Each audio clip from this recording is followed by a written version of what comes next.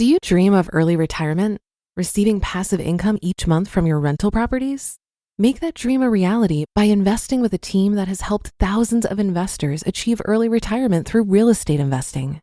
Rent to Retirement offers fully turnkey properties that are newly built or renovated, leased, and professionally managed, allowing you to invest with confidence out of state.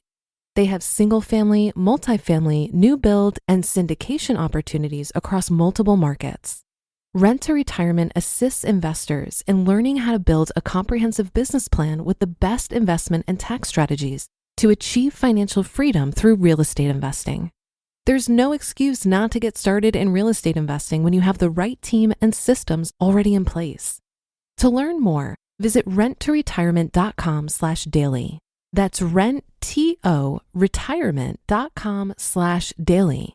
Or call 800-311-6781. That's 800-311-6781 to learn more about how you can get started investing in some of the best cash flow markets today. This is Optimal Finance Daily, episode 2267, How to Cultivate Unconditional Confidence by Cylon George of spirituallivingforbusypeople.com. And I'm your host and personal finance enthusiast, Diana Merriam.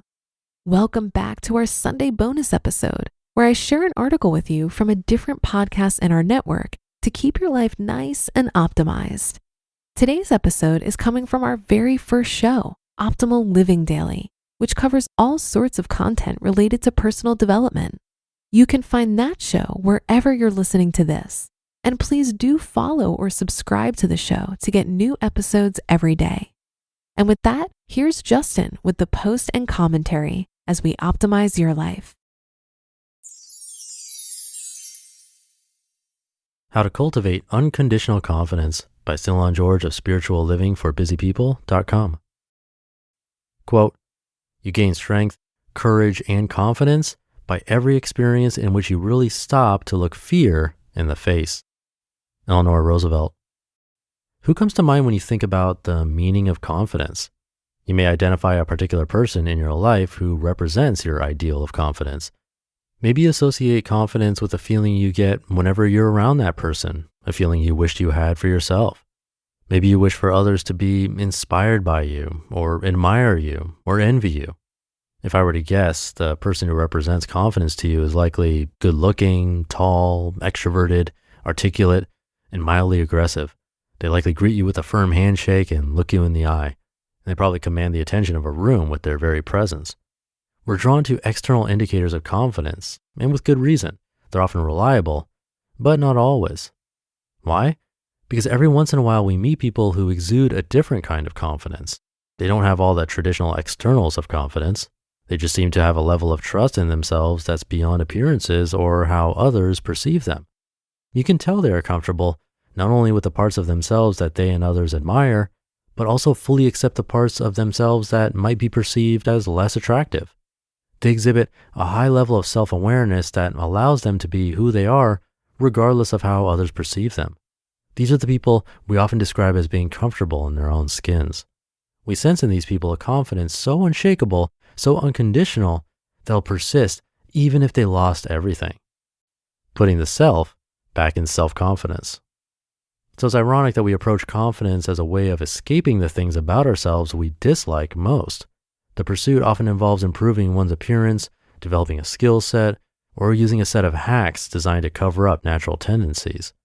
While these can all be effective in improving confidence, the gains made are often short-lived when the underlying factors at play are not addressed. We run away from the less confident self as a way to develop self-confidence. If all you're trying to do is run away from yourself, then who's the self in the self-confident person you're striving to be? What if a lack in self-confidence was actually an invitation to become more intimately familiar with yourself and your perceived shortcomings as a path to ultimately overcoming them? What if you're being called to rise to a new level of self-awareness as a way of experiencing greater ease with all of who you are? On self-awareness and loving what you see. The best way I know to go about increasing self-awareness is through self-inquiry. During the self-inquiry, there are two principles underlying the process. Number one, fully acknowledging the feelings of lack or deficit. Number two, fully trusting that you have all the resources you need to survive and thrive come what may. It takes work to hold these two principles together because often we conflate our feelings with reality. Though you may feel like you lack the right resources in a certain situation, the reality is that you are infinitely resourceful. It's easy to forget who we truly are during times of stress. So, say being in the presence of a certain person consistently causes your confidence to drop. Acknowledge your feelings of deficit by asking yourself, why am I not confident when I'm around this person? Or why do I feel the need to hide my true self when I'm with this person? Or what are the underlying attitudes and beliefs about myself that are being brought to the surface in this situation? Answers such as these may begin to arise within you. I'm not as good looking. I'm not as witty. I'm not as intelligent. I'm not as admired or esteemed. I'm not as wealthy. I'm not as calm. I'm not as decisive. Fully acknowledge whatever arises without judging, denying, or second guessing. Then fully affirm the reality of who you are with a simple question. Now what? As in, okay, I experienced this person as better looking than me. Now what? The simple question will take you out of reactivity mode and put you in response mode.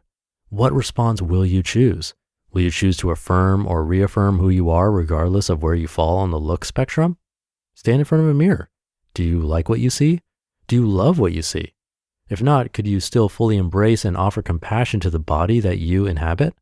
Could you still hold your head high and live as a person who fully embraces their body come what may? Cultivating unconditional confidence. This is how you begin to cultivate unconditional confidence. Rather than running away from yourself, gently turn toward yourself with what Pema Chodron calls tender-hearted bravery. Standing your ground, turning toward the pain, and trusting in your inner resources to deal with the pain will open you up to a whole new level of confidence, one that is not conditional or dependent on externals, but one that you can summon from deep within, come what may. You just listened to the post titled, How to Cultivate Unconditional Confidence by Cylon George of spirituallivingforbusypeople.com. Thank you to Cylon George. Come by spirituallivingforbusypeople.com to show him support. This post was inspired by a book by Pema Chodron, who we mentioned, called Unconditional Confidence. I haven't read that one, but have read some of her work, and I know that her books have been highly recommended by people I like and trust. She was also required reading for me in college, and then I was lucky enough to see her speak in person at a meditation center that I volunteered at about 10 years ago. She has a great presence, and I'm sure that book is worth checking out. Again, it's called Unconditional Confidence. And some of his suggestions remind me of journaling practices that can definitely help to write out some of those questions he asked in this post. I'm also compiling my favorites and putting that together into a journaling workbook. So make sure you're on my weekly newsletter at oldpodcast.com to be notified about that. But I'll leave it there for today. Hope to see you tomorrow for the Friday show, where your optimal life awaits.